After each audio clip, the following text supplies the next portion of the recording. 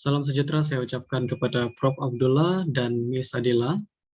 Pada hari ini saya akan membentangkan tentang tugasan 1 bagi subjek STI 4680, Kaidah Mengajar Reka Bentuk dan Teknologi. Jadi tema saya pada hari ini adalah menguruskan proses pengajaran dan pembelajaran. Oke, saya memperkenalkan diri saya. Saya Vivian Scalvi Robert, nomor metrik 203461.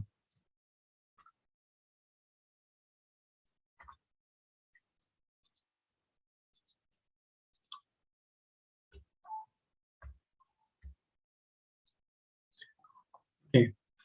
Dalam kajian ini, saya menjalankan kajian pada 28 hari bulan 4 2022, yaitu pada hari Kamis, kepada seorang guru RBT yang bernama Cegu Syafika binti Mastun, yang bertugas sebagai guru RBT di SMK Pandau, Kota Marudu, Sabah.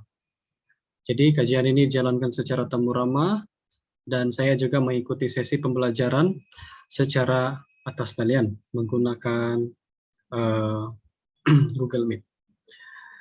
Jadi dalam kajian ini, pengkaji akan menekankan tentang pengurusan proses pengajaran dan pembelajaran yang telah dirancang dan dilaksanakan oleh guru.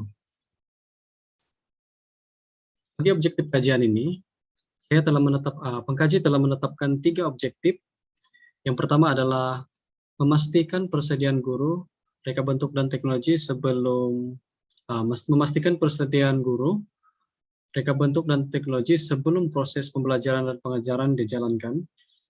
Yang kedua, memastikan cara guru, reka bentuk dan teknologi melaksanakan proses pengajaran dan pembelajaran di dalam kelas. Dan yang ketiga, mengenal pasti tindakan guru kepada murid, reka bentuk dan teknologi selepas proses pengajaran dan pembelajaran dijalankan. Ini adalah kronologi semasa pemerhatian dijalankan, yaitu pertama sekali pengkaji menanyakan persediaan guru sebelum bermulanya sesi PDP, yang mana guru menyatakan bahwa ia menyediakan RPT, RPH, BBM, dan EBM sebelum memulakan pengajaran.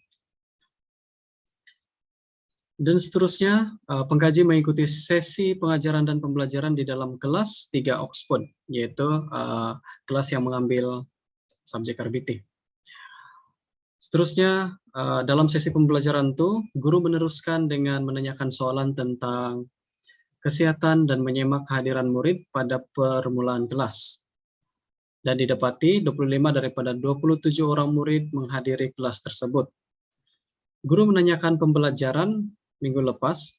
Ini adalah sebagai set introduksi guru semasa dalam proses pembelajaran. Jadi seterusnya guru meneruskan sesi pengajaran pada bab 1.0, yaitu aplikasi teknologi, dan standar kandungan dia 1.1.2, yaitu mengenal pasti elemen mekatronik, dan 1.1.3 menerangkan fungsi elemen mekatronik. Seterusnya, murid juga diarahkan untuk membuka buku teks RBT. Dan seterusnya, kaidah pengajaran yang digunakan oleh guru adalah secara syarahan, yang mana pengajaran itu berpusatkan kepada guru lah. Dan seterusnya, penerangan guru jelas dan mudah dipahami oleh pelajar. Pengkaji juga melihat suasana kelas yang aktif dan memberangsangkan, yakni terjadi situasi yang mana sesi soal jawab berlaku antara guru dan juga pelajar. Pada akhir pembelajaran, guru meminta pelajar merumuskan pembelajaran secara rawak dan memberikan kerja rumah. Ini yang dimaksudkan selepas pengajaran, maksudnya guru memberikan kerja rumah selepas sesi pembelajaran tersebut. Oke, dalam kajian ini juga saya mendapati bahwa guru tersebut menggunakan teori taksonomi Bloom, yang mana guru tersebut menggunakan teori ini dalam sesi pengajaran dan pembelajaran, yaitu melalui soalan-soalan yang ditanyakan. Dapat dilihat juga bahwa pada penyediaan RPH guru tersebut, tepatnya pada bahagian objektif pengajaran, guru menetapkan agar pelajar dapat menyatakan dan menghuraikan. Jadi dalam teori Bloom's, menyatakan dan menghuraikan ini adalah pada peringkat pemikiran 1 dan 2, yaitu mengingat dan memahami. Teori ini juga sesuai digunakan dalam mengukur dan menentukan tahap penguasaan murid dalam standar pengajaran, yaitu mengenal pasti elemen mekatronik dan menerangkan fungsi elemen mekatronik. Bagi dapatan kajian, pengkaji membagikan kepada 3, yaitu dalam kelebihan, yaitu sebelum, semasa, dan selepas, sesuai dengan penetapan objektif sebelumnya.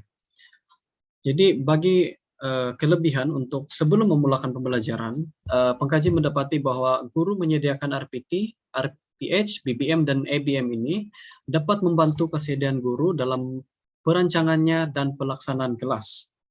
Bagi semasa proses PDP pula, kelebihan yang terdapat dalam proses PDP guru tersebut adalah kelas lebih teratur sesuai perancangan, penerangan yang jelas dan mudah difahami murid, dan murid juga aktif dalam menjawab soalan guru. Jadi maksudnya terjadi komunikasi doalah antara guru dan juga pelajar. Oke, untuk selepas pembelajaran pula, pengkaji mendapati bahwa guru peka terhadap kepahaman murid dengan meminta murid merumuskan hasil pembelajaran secara rawak.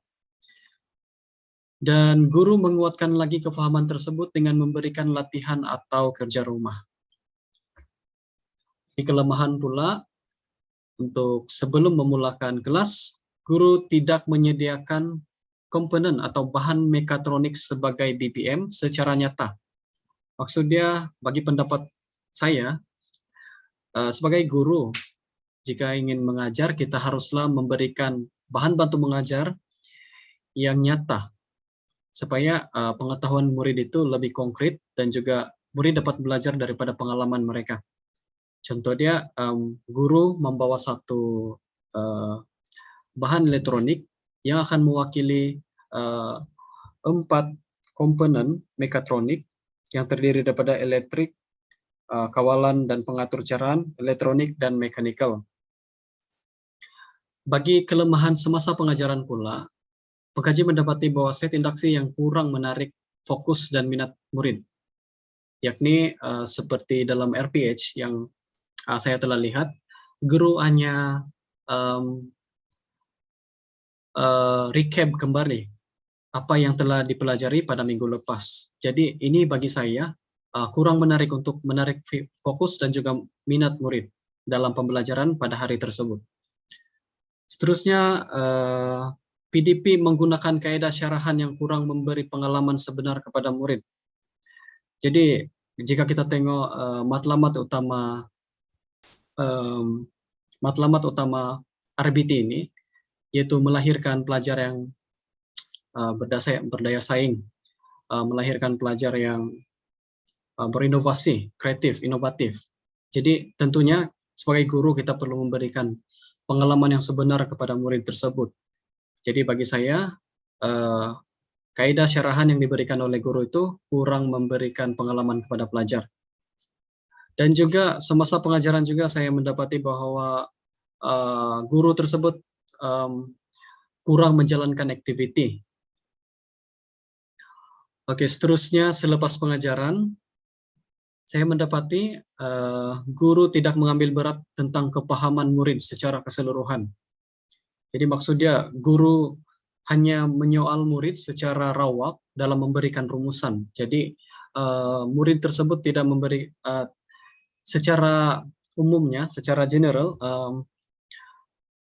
guru tidak dapat mentafsir pelajar satu persatu. Jadi maksudnya di sini murid lebih kepada guru lebih kepada persempelan. Jadi penilaian ini bagi saya tidak berapa sesuai, sebab guru tersebut haruslah menilai keseluruhan daripada pelajar tersebut, bukan hanya kepada persempelan. Oke, bagi perbincangan pula atau penambahbaikan dalam pengajaran guru ini, jadi guru haruslah menyediakan komponen mekatronik ABM atau ABM secara nyata, seperti contoh yang saya telah cakap tadi. Dan bagi set induksi pula, haruslah perkara yang dapat menarik minat dan fokus murid semasa kelas berlangsung. Ya. Dan seterusnya, guru boleh menggunakan kaidah pengajaran berasaskan proyek dalam pengajarannya. Ini paling sesuai dalam pengajaran tersebut.